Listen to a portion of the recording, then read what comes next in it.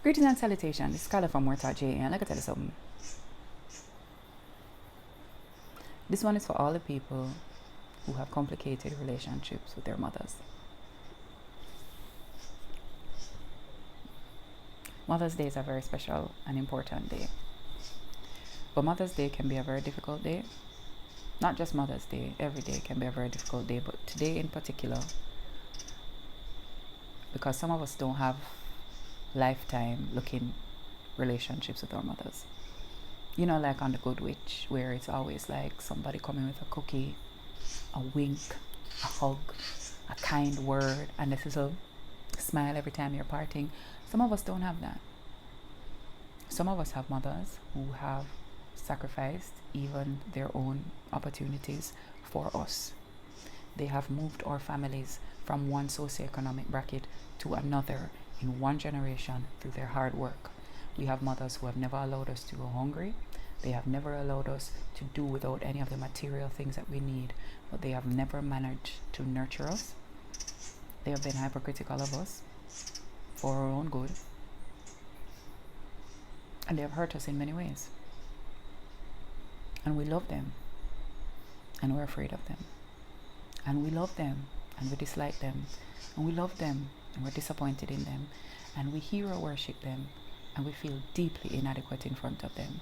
And all of those things exist at the same time, and it's fine.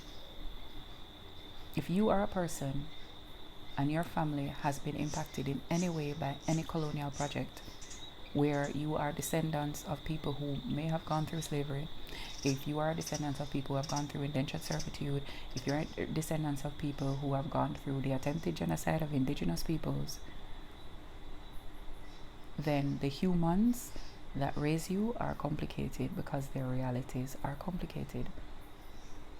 I don't know why we think that a parent-child relationship should not be a space where there are complicated relationships. Your parents are figuring out who they are while they are raising you.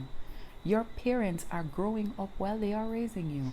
They never knew how to raise a kid before you. If you were the first kid, this is the first time they've raised a kid. And even if they've raised another kid, they have never raised a kid like you. They are making it up. While they go along, there are going to be mistakes aplenty. And I think the sooner as a community we can come to a place where the parents can go, yeah, you know what, I figure like I really messed up because I didn't know what I was doing. And the kid can go, my parent didn't know what they were doing. So yeah, they made some mistakes. It's the sooner that we can bust a hole in this boil and let out some of the poison that's festering between all of us. There is nothing wrong with you because you have a complicated feeling towards your mother. So today everybody is posting all of these posts and they're talking about, oh, you know, my mother raised me hard and my mother raised me tough and she raised me strong and she was a difficult woman to be around. I'm so grateful for her for being like that. Maybe you can get to the place where you can say I'm so grateful to her for being like that, because maybe her raising you hard and raising you tough was advantageous to you and it gave you, you know, certain survival skills because you had to survive her, but otherwise she gave you survival skills for the life, but she hurt you. And that's okay. You don't have to be grateful for being raised by somebody who was emotionally unavailable. That's okay. And she had to be emotionally unavailable to survive. And that's the hard part, is she also has a story, and her story is never easy. A lot of us were raised by people who were in survival mode, and they're raising us to survive in the same systems that they are surviving. But the thing about survival mode is it does not leave any space for softness. And survival mode is not a space where you're supposed to stay forever and ever, amen. And most of our communities have had to remain there. Most of our mothers have had to remain there. Most of our mothers have not got to walk into the divine feminine inside of them because there was no space for them to be that. So how could she open a space to nurture you? There was no space for her to nurture herself. And a lot of that is evident by how quickly they abandoned themselves to raise us. You're not betraying your mother by feeling all that you feel towards her. So there are people right now who going towards that house gives you a feeling of trepidation. Joy, you're happy to see her. You're really glad that she's here, but you feel trepidation at the same time. That's fine. There are people who you're going to this house and you don't know what she's going to say because sometimes her words can be so unkind. It's fine. It's the truth. It doesn't cancel the fact that you love her. There are some people right now who their mother is alive and they are so afraid that they're going to have regrets if she should die, but they just cannot make themselves get closer to her than they have been. That's fine. Because if she doesn't heal out of some of the behaviors that cause you pain and keep you away, or you don't heal enough to be able to go around her without it exacerbating that pain, you're not going to want to be around her, and that's human. But let the light in. Stop hiding from the truth of what you feel. Put all of it out into the light, because that's the only way that you can heal it. You get what I'm saying? Everything exists and everything exists simultaneously, and nothing cancels the other one. And the only way that you can come into an authentic relationship with anybody in your life is if you are honest with yourself about all that you feel for them. And you cannot be honest with yourself about what you feel for somebody if you think there is something you should feel for the person. There's nothing you should feel for anybody. There's nothing that you should feel for anybody. The only thing that you can feel for a person is what your set of experiences with that person has brought you to. Now you can make a decision that certain things have happened in that relationship, but you still want it. And then you will go off on your own path of deliberate healing. You can point out to her where she's hurt you. And you can look to yourself to understand her own pain. One thing that I found is that in most families, there's a cycle of pain. The mother experienced pain, and it probably caused her to close off.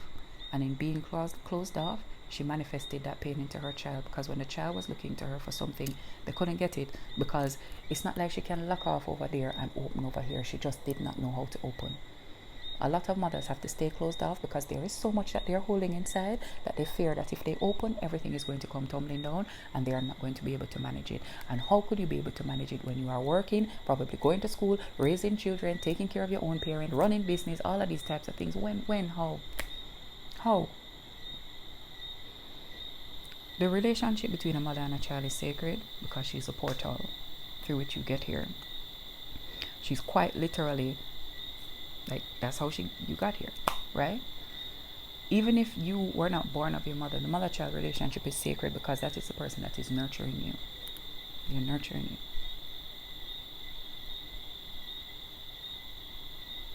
And it's hard.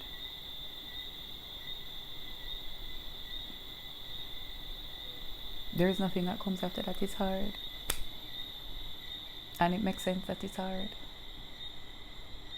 Imagine loving a person. Imagine the level of love that you feel for somebody that you made, or that you're responsible for, or you chose to take responsibility for. Imagine the level of love that you must feel for that, and imagine the level of fear that has to accompany that, and imagine what it feels like to be born of somebody, or to look to somebody for your survival, to look to somebody to nurture you and to feed you and to take care of you. Imagine the level of expectation inside of that, and imagine the room for disappointment that's inside of that. That's what we're carrying. This is sharp and sacred work. It is not easy, and the sooner we understand that the mother-child relationship is not easy because it is not designed to be easy, is the sooner we'll be able to show up to the mother-child relationships that we have, and we can stop shaming ourselves for feeling the fullness of our emotions. We can stop shaming our mothers for not being the person that we thought that they were supposed to be. We can stop shaming ourselves for not being the people that we're supposed to be, and we can figure out what our mother-child relationship can look like, because the only thing that is possible is what is possible between the two people who are standing there. You are not a Lifetime movie. You are not an episode of The Good Witch. You are you. And whatever the two of you have is enough. It's a start. If that start is a false start and it can't go anywhere, then you can love her and let her go. If that start give you this and you can take it as a hook and the two of them have an interest, then you can knit something out of it. If you interested and she not interested, then you can tell her exactly how you feel and go on. Your mother is a human.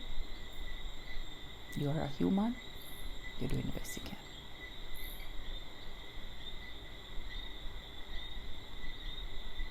Nobody tells you the ugly part of their relationship with their mother. Or the people who tell you the ugly part of their relationship with their mother very often don't tell you the beautiful part of their relationship with their mother. I am here to tell you that the two exist side by side. And the outcome that you get depends on what you decide to do with it. So what do you decide to do with it? Except make yourself feel guilty and ashamed, and that's useless, and I encourage you to not carry that any further. What is the relationship that you want with your mother? What are you willing to do with it? And if she's not willing to meet you there, please understand that it is okay for you to walk away without it. You will not have betrayed her. You do not have to suffer in her name. She's doing the best she can, and sometimes it's not enough. You're doing the best you can, sometimes it's not enough. It's okay. Okay? So, life is complicated. The fact that it feels complicated does not mean you are failing. You are not only here to feel warm and mushy things. I love you. Take care of you.